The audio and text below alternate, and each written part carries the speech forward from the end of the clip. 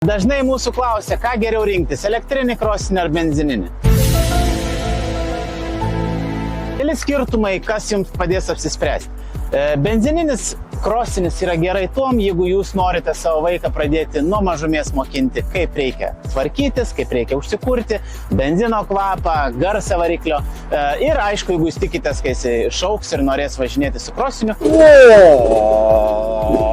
tada patogu šitas.